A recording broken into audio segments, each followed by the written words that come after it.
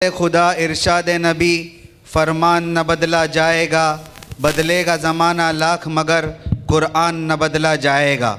आइए अल्लाह ताला के नामों के बाद अल्लाह ताला की किताब में मौजूद छोटी छोटी सूरतों के बड़े बड़े पैगाम को नन्हे मुन्ने बच्चों की ज़बान से सुनते हैं, जिनको पेश करने के लिए मैं दावत देता हूँ चौहान रिजवान, रैयान पटेल, अब्दुल्ला बदात, उवैस कलीवाला, साकिब धोलिया, जैद हासमानी, इस्माइल पालेजा, असद पिठड़िया, असद पठान, हसन हमीदानी और अहमद सूरावाला को।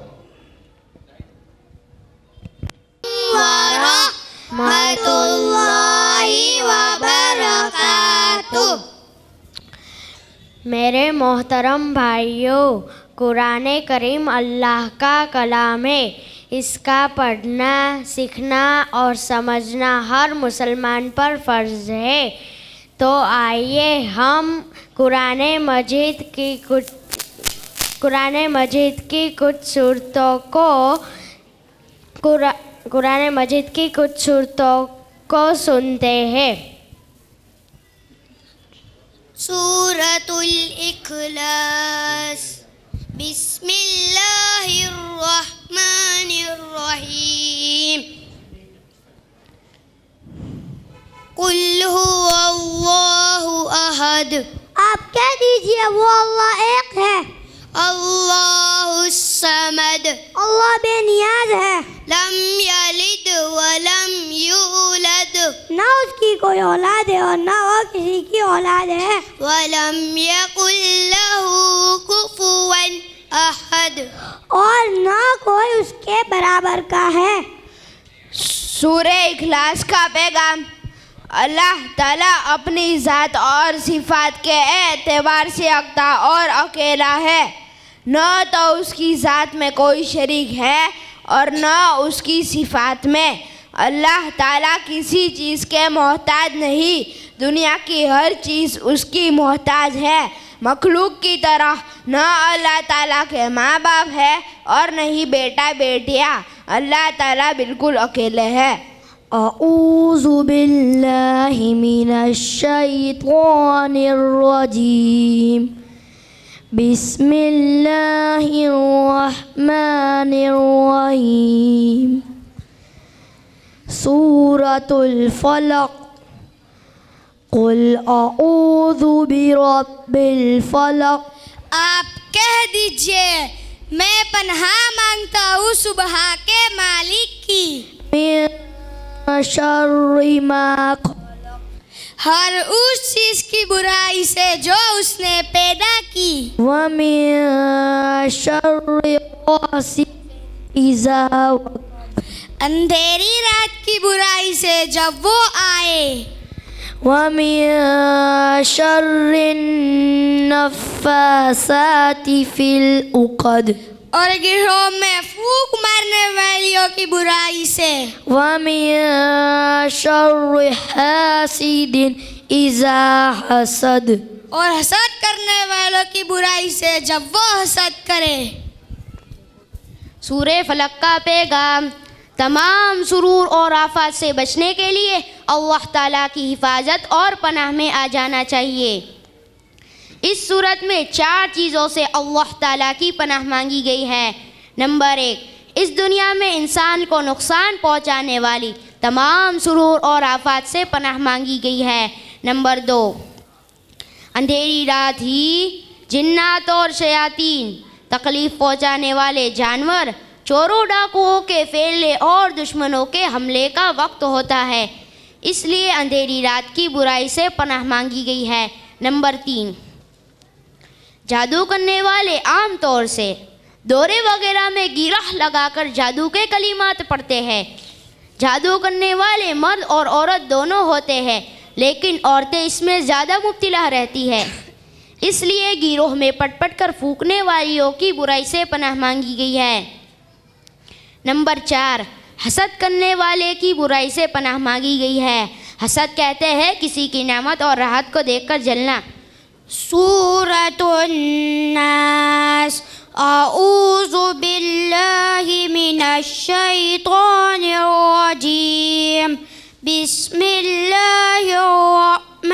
रहीम कुल आऊज़ु बिरब्बिन नास। आप कह दीजिए मैं पनाह मांगता हूँ इंसानों के रब की, मलिकिन नास, इंसानों के बादशाह की, इलाहिन नास, इंसानों के माबूद की, मिया शर्रिल वस्वासिल खन्नास, वसवसा डालने वाले, पीछे हट जाने वाले की बुराइयों से, अल्लज़ी युवस्विसु फी सुदूरिन नास, जो लोगों के दिलों में वसवसा डालता है, मिनल जिन्नति वन नास, चाहे वो जिन्नातों में से हो या इंसानों में से।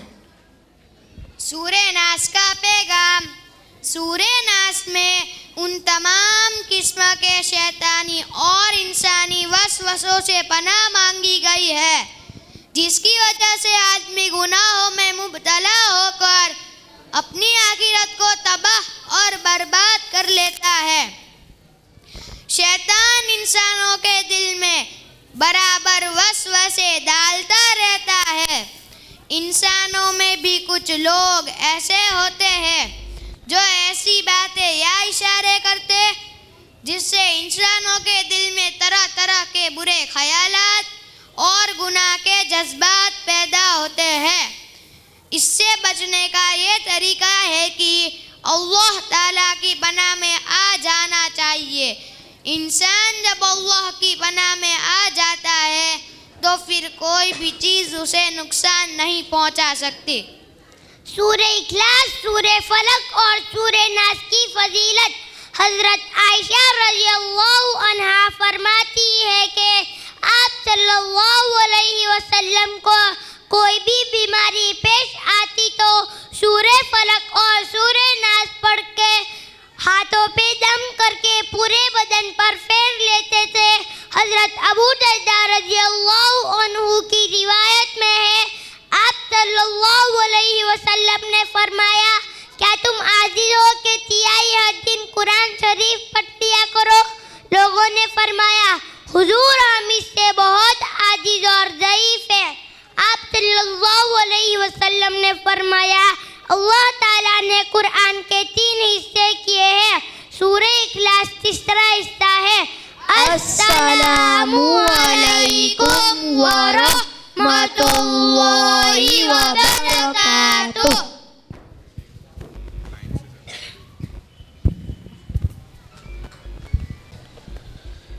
दोस्तों, इंसानी अकल के लिए फ़लसफ़े सुकून को समझना थोड़ा दुश्वार है।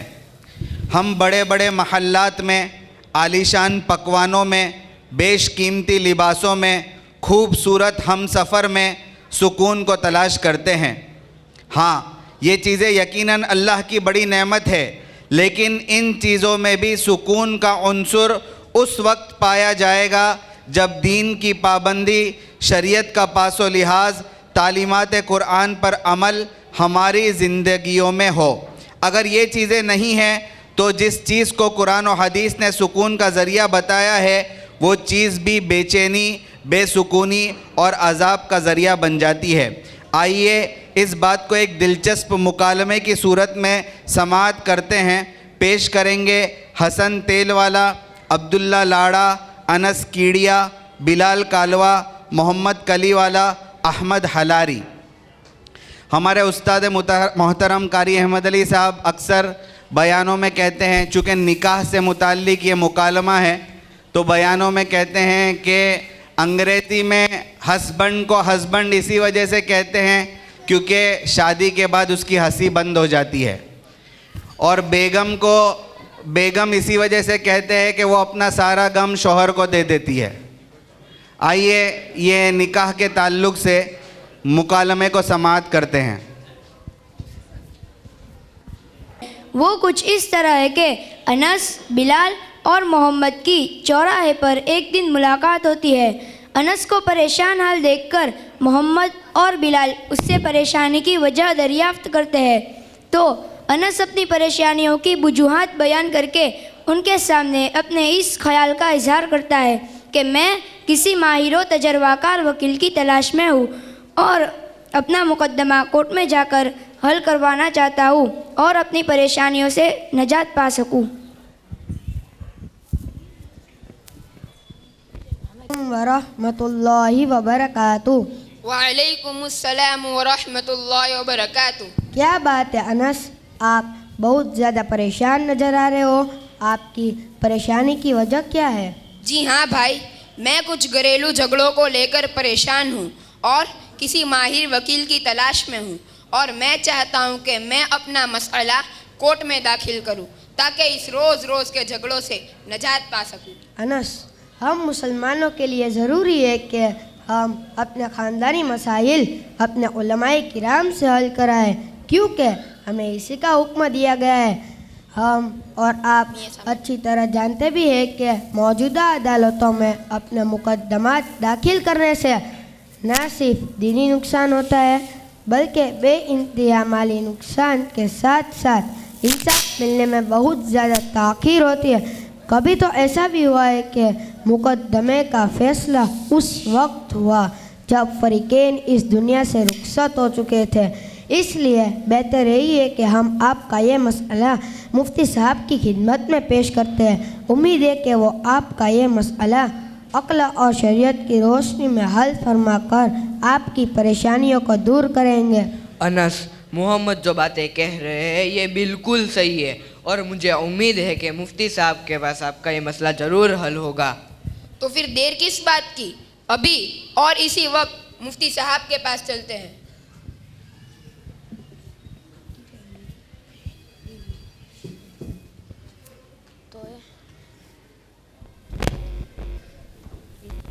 बरकातुहू। कहिए अनस साहब, आज सुबह कैसे दारुल इफ्ताह में हाजिरी हुई?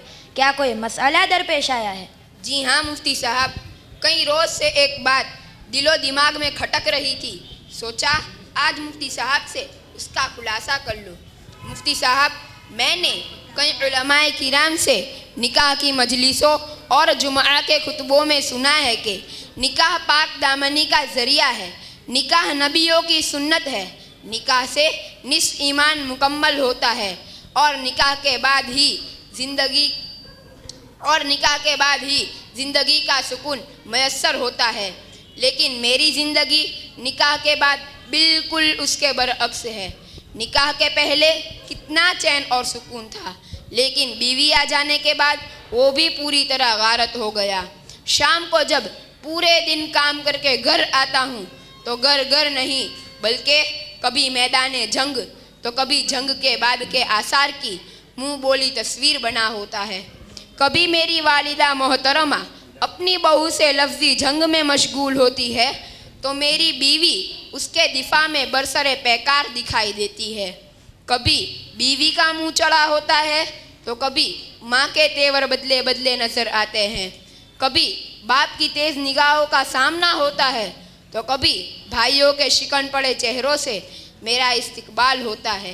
कभी मेरी बहनें अपनी अम्मी के पास जमा होकर अपनी भाभी के खिलाफ एक नया इश्यू खड़ा कर लड़ाई झगड़ा करने की कोई नई तदबीर पर गौर खोज कर रही होती है तो मेरी बीवी मोबाइल पर अपने मेके वालों के साथ नए दिफाई तरीके कार पर मशवरे में मशगूल होती है। अब आए दिन घर के ये मनाजिर देखकर मैं दिल ही दिल सोचता हूँ, ए काश मेरा निकाह ही ना हुआ होता तो कितना अच्छा होता। इस पूरे सुकून को हासिल करने के लिए मैं उस सुकून से भी महरूम हो गया जो कभी निकाह के पहले हुआ करता था। अब आप ही बताइए मुफ्ती साहब, मैं इस मुसीबत से कैसे निजात पा सकता हूँ? मोहतरम अनस साहब, मुझे आपके हालात सुनकर बड़ा रंज हुआ और इस बात पर अफसोस भी कि आप इस्लामी तालीमात के मुताल्लिक शुकूक व शुबहात में मुब्तला है कि निकाह के बाद बजाय सुकून हासिल होने के आपका मौजूदा सुकून भी गारो तो बर्बाद हो जाता है। भाई अनस साहब, हमारा और आपका बल्कि हर मुसलमान का यह अकीदा है कि इस्लामी तालीमात का हर जुज़ और उसके अहकाम का हर फर्द जहाँ हक्कानियत और सदाकत पर मबनी है वही उस पर अमल करना तमाम नौ इंसानी की कामयाबी व कामरानी और चैन व सुकून का ज़ामिन है। चुनांचे निकाह के सिलसिले में अल्लाह रब्बुल इज़्ज़त का ये फरमान, वमिन आयातिही अन खलक़ लकुम मिन अनफुसिकुम अज़वाजा लितस्कुनू इलैहा वजअल बैनकुम मवद्दतन व रहमह इन्न फी ज़ालिका लआयातिन लिक़ौमिन यतफ़क्करून। और उसी की निशानियों में है कि उसने तुम्हारे लिए तुम्हारी जिन्स की बीवियाँ बनाई ताकि तुम उनसे सुकून हासिल करो, और उसने तुम्हारे दरमियान मोहब्बत और हमदर्दी पैदा कर दी। और उन लोगों के लिए निशानियाँ हैं जो फ़िक्र से काम लेते रहते हैं। इसी तरह आप सल्लल्लाहु अलैहि वसल्लम का ये इरशाद, या माशर शबाब मन इस्तताअ मिनकुमुल बाअता फल्यतज़व्वज फ़इन्नहु अग़ज़्ज़ु लिलबसर व अहसनु लिलफ़र्ज। ए नौजवानों की जमात, जो तुम में से कुदरत रखता हो उसे चाहिए कि वो निकाह कर ले, इसलिए कि वो निगाह को बहुत ज़्यादा नीचा रखने और शर्मगाह की बहुत ज़्यादा हिफाजत का ज़रिया है। ये और इसी तरह की दूसरी आयतों और रिवायतों से आप आसानी अंदाज़ा लगा सकते हैं कि निकाह शरीयत की निगाह में किस कदर एक अहम इबादत है। और अल्लाह रब्बुल इज़्ज़त ने मर्दों के लिए उनकी हमजिन्स बीवियाँ को पैदा कर उन पर किस कदर एहसान फरमाया कि ये बीवियाँ मर्दों के लिए राहत का सरमाया और बाइस सुकून है। उनसे मर्दों का दिल बहलता है और ज़िंदगी के बहुत से अहम मोड़ों पर यही बीवियाँ अपने शौहर से फितरी मोहब्बत और हमदर्दी की बिना पर उन्हें संभाला दिया करती है। अब रही आपकी परेशानी कि आपको निकाह के बाद सुकून हासिल न हुआ, बल्कि मौजूदा सुकून भी तबाह बर्बाद हो गया, तो उसकी वजह आपका निकाह करना नहीं बल्कि बीवी के एक अहम हक़ की पामाली है, और वो हक़ है बीवी को एक अलग मकान देना। क्योंकि शरीयत ने बीवी को ये हक़ दिया है कि वो एक अलग मकान का मुतालबा कर सकती है, और इस मुतालबे को पूरा करना शौहर पर लाजिम है। अगर शौहर अपनी बीवी को उसके देवर अपनी माँ बहन के साथ रखना चाहता है और बीवी साथ रहने से इनकार करती है तो शौहर पर लाजिम है कि उसको अलग मकान में रखे। अब ये अलग मकान किस तरह का होना चाहिए, तो फुक़हा किराम ने उसकी भी वजाहत फरमा दी कि अगर पूरा घर ना दे सके तो बड़े घर में एक ऐसा कमरा दे जो औरत की ज़रूरत के लिए काफ़ी हो और वो अपना माल सामान बंद कमरे में रख सके, आज़ादी के साथ अपने शौहर के साथ तन्हाई में उठ बैठ सके, बातचीत कर सके। इस वाजिब की अदायगी के लिए काफ़ी होगा। और चूल्हा तो ज़रूर अलग होना चाहिए क्योंकि ज़्यादातर आग उसी चूल्हे से भड़कती है। मगर अफसोस आज हमारा मुआशरा बहू के इस हक़ को तस्लीम करने पर राज़ी ही नहीं। सास अपनी बहू को बेटी नहीं बल्कि नौकरानी समझती है। हत्ता कि आजकल माएँ अपनों घरों में ऐसी बातें करने लगती है कि क्या करूँ, काम काज का मसला बहुत बढ़ गया है, सोचती हूँ बड़े लड़के की शादी कर दूँ तो काम काज का मसला हल हो जाए। अब शादी के बाद बहू जब घर आती है तो प्लान के मुताबिक सब छोटों बड़ों का हुक्म मानना उसके ज़िम्मे फ़र्ज़ हो जाता है। अगर किसी की खिदमत में कोई कोताही होती है या हुक्म को बजा लाने में देर होती है तो बेचारी बहू की जान पर बन आती है। उसे ऐसी ज़हनी और जिस्मानी तकलीफ़ दी जाती है कि अगर खुद सास की बेटी भाइयों की बहन को उसके ससुराल में दी जाती तो आसमान सर पर उठा लिया जाता, ससुराल वालों को जालिम, जाहिल और शरीयत का दुश्मन करार दिया जाता। मगर ये काम खुद कर रहे हैं तो जुल्म के बावजूद मुनसिफ, जहालत के बावजूद दानिशमंद और शरीयत के खिलाफ वर्जी के बावजूद शरीयत के हामी बने हुए हैं। अब इंशाल्लाह इस मसले पर मुफ्ती अब्दुल्ला साहब भी कुछ रोशनी डालेंगे। मोहतरम अनस साहब, अभी जो बातें मुफ्ती हसन साहब ने बतलाई वो तमाम बातें आपको समझ में आ ही गई होगी कि आजकल इंसाफ का ही दोहरा मियार घरों में इख्तिलाफ और झगड़े फसाद की आग भड़काए हुए है, जिसकी वजह से निकाह के बाद सुकून हासिल नहीं होता।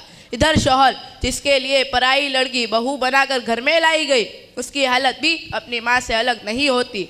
वो इसी को बड़ी सआदतमंदी समझता है कि उसकी बीवी उसकी माँ की ताबे बनकर रहे, और अगर वो उसकी माँ के हुक्म को बजा नहीं लाती या खिदमत में कोई कोताही करती है तो वो उस पर बड़े मजालिम ढाता है उसे तलाक की धमकी देता है और हर वक्त उसे ज़हनी दबाव और डिप्रेशन में रखता है। जबकि ये बात कान खोलकर सुन लेनी चाहिए कि बीवी पर अपनी सास और खुसर, देवर और ननद की खिदमत फ़र्ज नहीं। अगर वो करती है तो ये उसका एहसान है, और अगर नहीं करती तो उस पर उसकी पकड़ जायज़ नहीं। हाँ, अगर बहू के अलावा दूसरी करीबी औरत खिदमत करने वाली ना हो, मीज़ माँ मजबूर हो, खुद से वो काम अंजाम देने के लायक ना हो, तो ऐसी मजबूरी की सूरत में बहू पर सास की खिदमत अखलाकी तौर पर वाजिब होगी।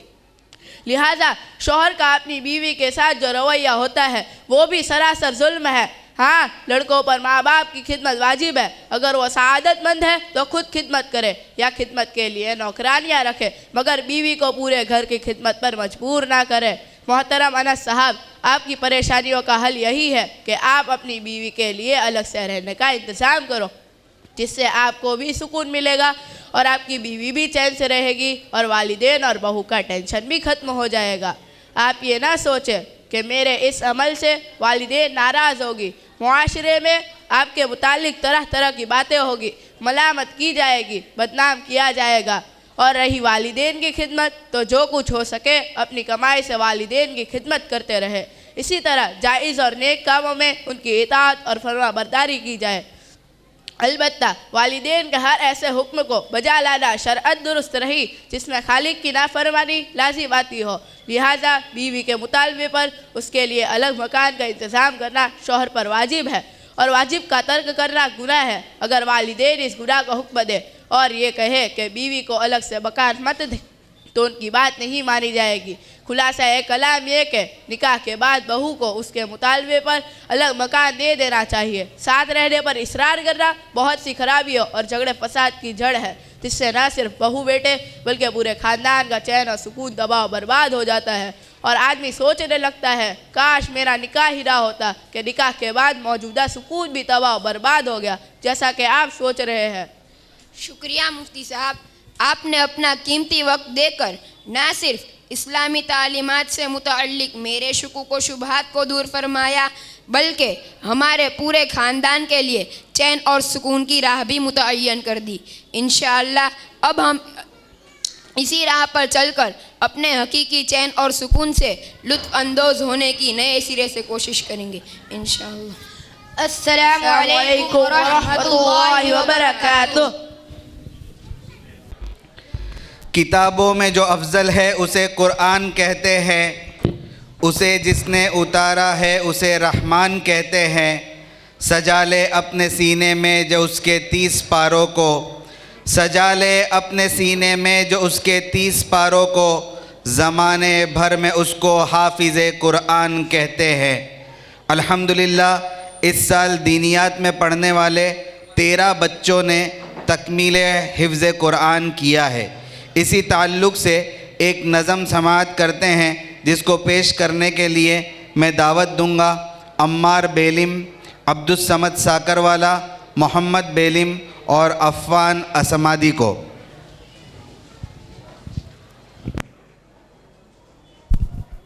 व बरकातुहू।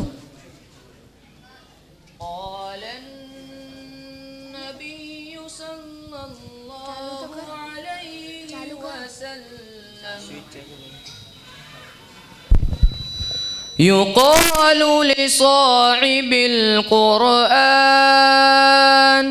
इक़रा वर्तक़ि वरत्तिल कमा कुन्त तुरत्तिलु फ़िद दुनिया व इन्न मंज़िलक इंद आख़िरि आयतिन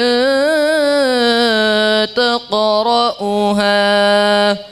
क्या तुझको मेरी अज़मत और रिफ़अत की ख़बर है? क्या तुझको ख़बर है ये सफ़र कैसा सफ़र है? मैं हाफिज़ कुरान बना रब के करम से, उस्ताद तेरी मेहनत और शफ़क़त का समर है। क्या तुझको मेरी अज़मत और रिफ़अत की ख़बर है? क्या तुझको मेरी अज़मत और रिफ़अत की ख़बर है? क्या तुझको खबर है ये सफ़र कैसा सफ़र है। मैं हाफिज़ कुरान बना रब के करम से, उस्ताद तेरी मेहनत व शफ़क़त का समर है। उस्ताद की उल्फत तो हमारी वो ख़ताए, भरपूर मोहब्बत से वो हल्की सी सजाए। दिन भर की मुशक्क़त तो कभी रो के दुआए, अल्लाह को महबूब हमारी अदाए। अल्लाह को महबूब हमारी अदाए। ये आज मेरी माँ की दुआओं का असर है, उस्ताद तेरी मेहनत व शफ़क़त का समर है। क्या तुझको मेरी अज़मत और रिफ़ाअत की खबर है। क्या तुझको मेरी अज़मत और रिफ़ाअत की खबर है। क्या तुझको खबर है ये सफ़र कैसा सफ़र है। मैं हाफिज़ कुरान बना रब के करम से, उस्ताद तेरी मेहनत व शफ़क़त का समर है। अल्हम्दु से वन्नास तलक याद किया है, कुरान के अनवार से दिल शाद किया है।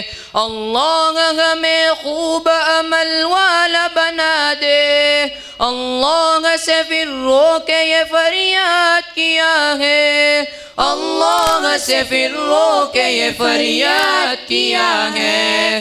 कुछ मर्तबा हासिल मुझे दुनिया में अगर है, उस्ताद तेरी मेहनत व शफ़क़त का समर है। क्या तुझको मेरी अज़मत और रिफ़ाअत की खबर है। क्या तुझको मेरी अज़मत और रिफ़ाअत की खबर है। क्या तुझको खबर है ये सफ़र कैसा सफ़र है। मैं हाफिज़ कुरान बना रब के करम से, उस्ताद तेरी मेहनत व शफ़क़त का समर है। अब इस पे अमल के लिए हर वक्त में तैयार, ये मेरी जतन है कि बनूं गाज़ी किरदार। मैं क्यों न करूं अपनी खुशी का भी इजहार, अम्मा मेरे अब्बा जो बने ताज के हकदार। अम्मा मेरे अब्बा जो बने ताज के हकदार। अल्लाह की रहमत की नज़र में मेरा घर है, उस्ताद तेरी मेहनत व शफ़क़त का समर है। कुरान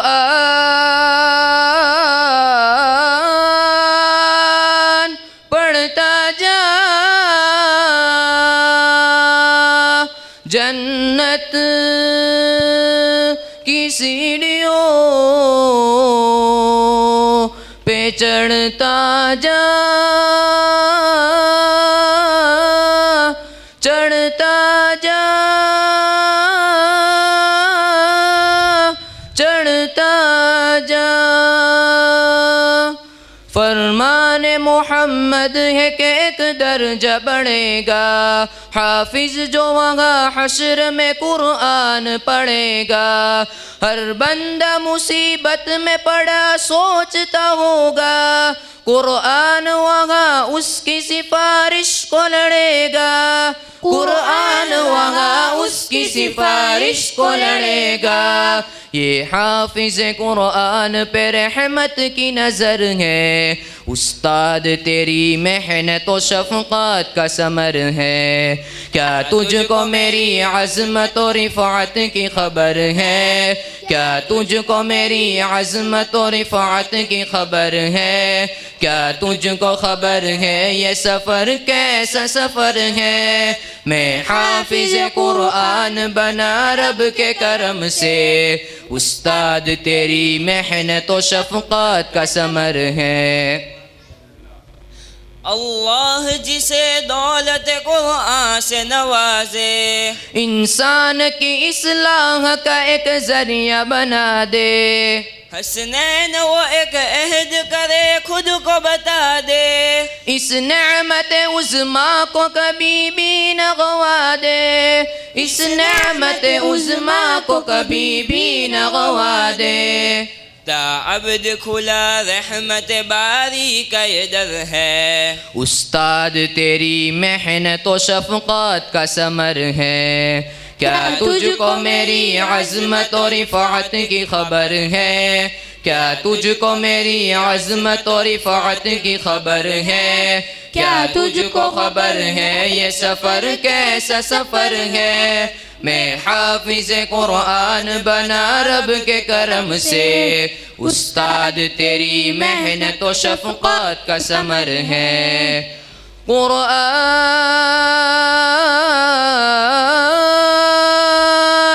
पढ़ता जा,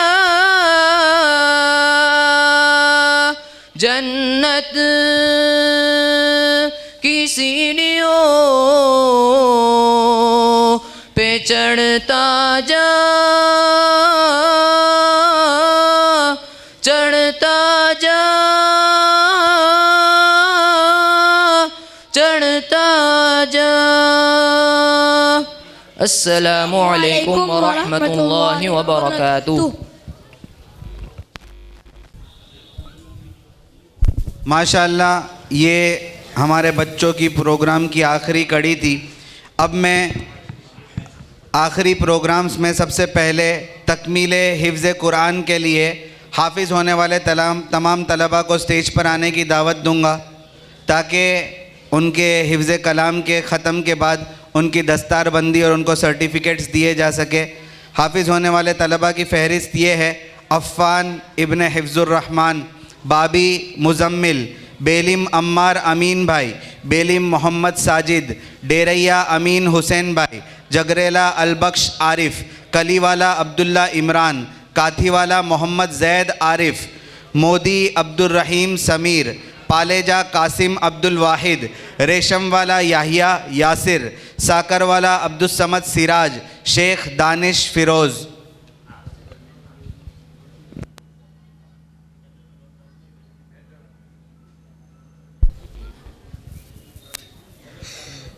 अऊज़ु बिल्लाहि मिनश शैतानिर रजीम।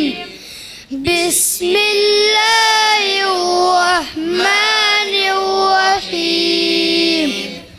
सूरतुल इखलास मक्किया। बिस्मिल्लाहिर रहमानिर रहीम। कुल हुवल्लाहु अहद, अल्लाहुस समद, लम यलिद वलम यूलद वलम यकुल लहू कुफुवन अहद। सूरतुल फलक मक्किया। बिस्मिल्लाहिर रहमानिर रहीम। कुल अऊज़ु बिरब्बिल फलक मिन शर्रि मा खलक व मिन शर्रि गासिकिन इज़ा वक़ब व मिन शर्रि नफ़्फ़ासाति फ़िल उक़द व मिन शर्रि हासिदिन इज़ा हसद। सूरतुन नास मक्किया। बिस्मिल्लाहिर रहमानिर रहीम। कुल अऊज़ु बिरब्बिन नास, मलिकिन नास, इलाहिन नास, मिन शर्रिल वस्वासिल खन्नास, अल्लज़ी युवस्विसु फ़ी सुदूरिन नास, मिनल जिन्नति वन नास। सूरतुल फातिहति मक्किया। बिस्मिल्लाहिर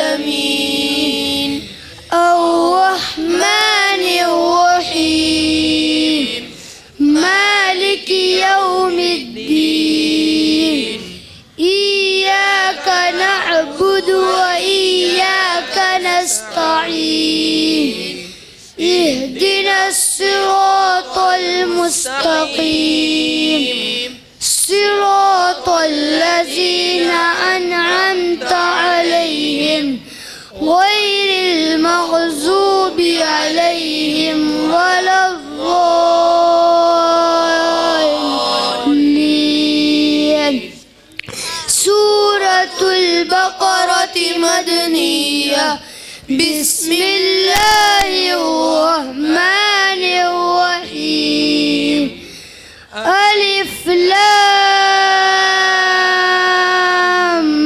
मीम ज़ालिकल किताबु ला रैब फीह हुदल लिल मुत्तकीन الذين يؤمنون بالغيب ويقيمون الصلاة ومما رزقناهم ينفقون والذين يؤمنون بما أنزل إليك وما أنزل من قبلك وبالآخرة هم يوقنون أولئك على هدى من ربهم وأولئك هم المفلحون صدق الله العظيم اللهم آنس وحشتنا في قبورنا اللهم ارحمنا بالقرآن العظيم واجعله لنا إماما ونورا وهدى ورحمة اللهم ذكرنا منه ما نسينا وعلمنا منه ما جهلنا وارزقنا تلاوته آناء الليل وآناء النهار واجعله لنا حجة يا رب العالمين آمين. अब इन तलबा की दस्तार फ़जीलत इनके सर पर इंशाअल्लाह बांधी जाएगी। इसके लिए मैं उस्ताद मोहतरम कारी अहमद अली साहब से गुजारिश करूँगा कि वो आए और बच्चों को दस्तार पहनाए। इसके लिए मैं कारी हुसैन साहब से गुजारिश करूँगा कि वो भी आए, तशरीफ़ लाए। मौलाना जमील साहब, मुफ्ती असलम साहब, आरिफ भाई कालवा, हाजी यूनुस साहब, अब लाइन से थोड़ी थोड़ी दस्तार बच्चों को पहना दीजिए। आइए। मौलाना हिफ्जुर रहमान साहब इनके उस्ताद, मौलाना हिफ्जुर रहमान साहब आगे आ जाइए। काई साहब के पास, मौलाना आप आगे चले जाइए। आइए, थोड़ी थोड़ी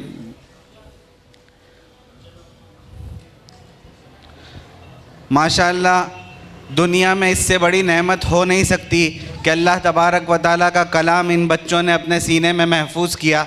अल्लाह तबारक व तआला इनको, इनके असातिज़ा को, इनके वालिदैन को दुनिया और आखिरत में बेहतरीन बदला अता फरमाए। हाफिज़ यासिर साहब, हाफिज़ अब्दुल्ला साहब, हाफिज़ अतीक साहब, हाफिज़ तलहा साहब, ये हजरात भी आगे आ जाए बराए करम।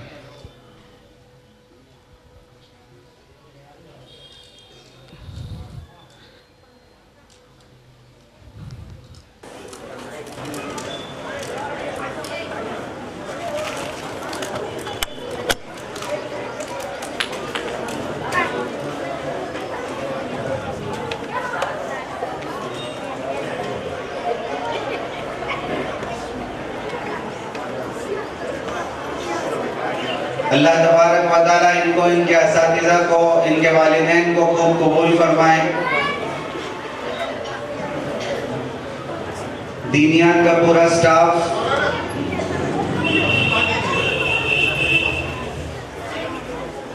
इनको फिर अच्छे से बांध दें।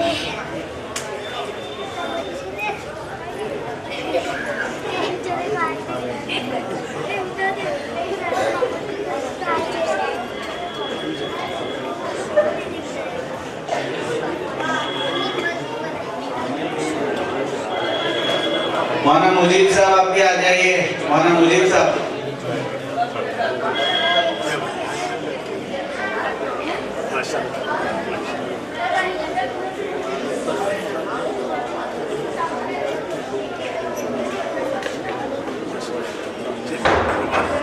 उंगली कटा के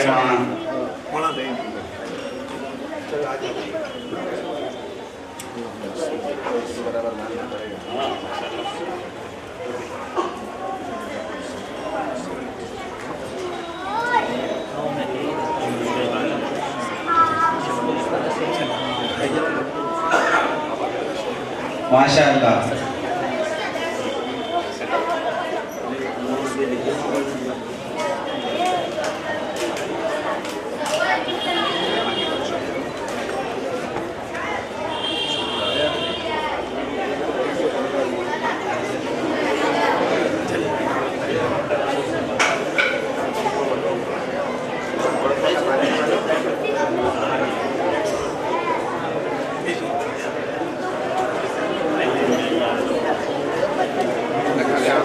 इन लोगों को ठीक तरीके से बांध दो भाई।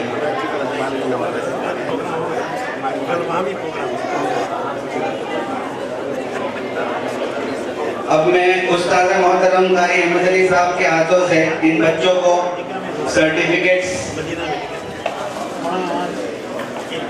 और तमाम हाफिज बच्चों को इनाम और दिए जा रहे हैं। में हाफिज होने वाला बच्चा है, ये हमारा मौलाना इफ्तुर रहमान साहब का बच्चा अफवान। अल्लाह तबारक व तआला मुजम्मिल बाबी, बेरिम अम्मार अमीन भाई, बेरिम मोहम्मद,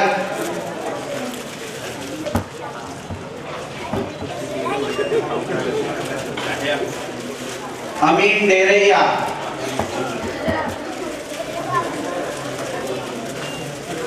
अलबख्श,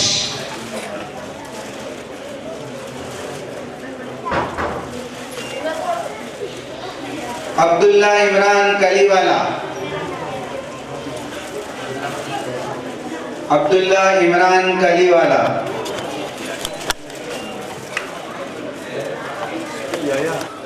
काथीवाला मोहम्मद जैद इब्ने आरिफ,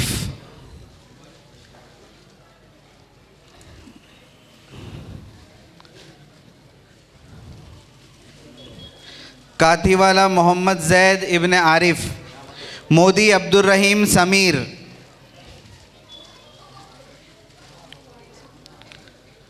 पालेजा कासिम अब्दुल वाहिद, साकरवाला अब्दुल समद सिराज। माशाल्लाह ये 10th में भी पढ़ते हैं और हिफ्ज़ भी मुकम्मल किया। मेरा बेटा मोहम्मद ये भी 5th में 6th में है, इन्होंने भी हिफ्ज़ मुकम्मल किया, यानी स्कूल के साथ ये बच्चे हाफिज़ बन रहे हैं माशाल्लाह। याहिया यासिर रेशम वाला,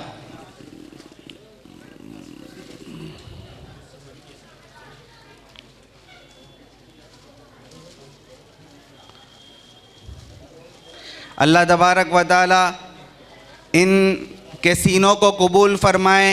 अल्लाह तबारक व तआला ने अपने कलाम को इनके सीनों में महफूज किया है और इनके असातिज़ा को, इनके वालिदैन को, तमाम को कबूल फ़रमाएँ। अब कारी अहमद अली साहब के बयान से पहले आखिर में हम तकमील नाज़रे कुरान वालों को जल्दी जल्दी बुलाते हैं ताकि वो भी तकमील कुरान कर लें।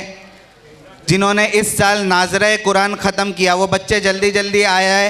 बदात अब्दुर्रहमान इरफान, बिलखिया फैज़ल अब्दुल रज़ाक, चौहान जाफ़र फ़ारूक, चौहान सलमान फ़ारसी मुनाफ, डगली अब्दुर्रहमान इरफान, धोलिया अब्दुल हद आरिफ, धोराजी वाला अम्मार आसिफ, गुड्डा अब्दुल रज़ाक दाऊद, हमीदानी अरमान आसिफ, हमीदानी इब्राहिम सिद्दीक, हमीदानी उस्मान गनी अशफाक, हुनानी अरशद बशीर, कागदी मुनीब शोएब, कलीवाला मोहम्मद अब्दुल गफ़्फ़ार, लाड़ा अब्दुल्ला अहमद, लाकड़िया अब्दुर्रहमान आसिफ, लाखानी मुबीन शकील, मारफानी अम्मार मुस्तफ़ा, मीरानी अब्दुल्ला अफजल, ज़ुहैर ज़ुबैर नगरी, परमार अजीम सरफराज, पटेल माज मोहसिन, पिठड़िया आकिब आसिफ, रायता मुस्तफ़ा हनीफ, साकरवाला अब्दुर्रहीम सिद्दीक,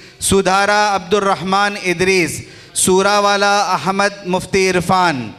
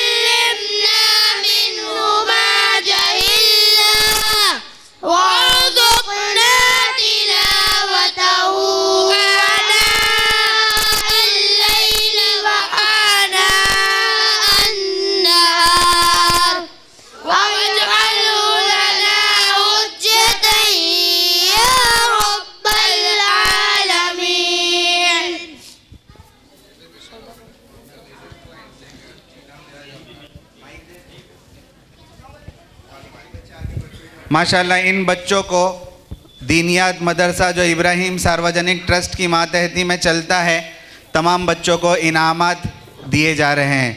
हज़रत उस्ताद कारी अहमद अली साहब दामत बरकातुहुम के हाथों से जिन बच्चों ने नाजरा ख़त्म किया, सबको इनामात से नवाजा जा रहा है।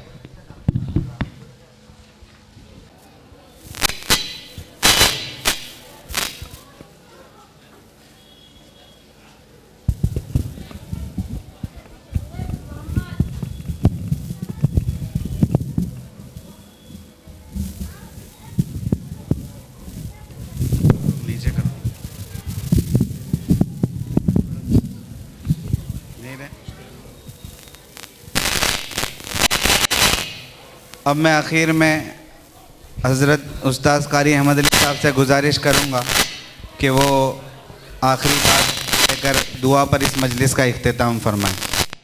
आऊँगा, अब तक नहीं आई।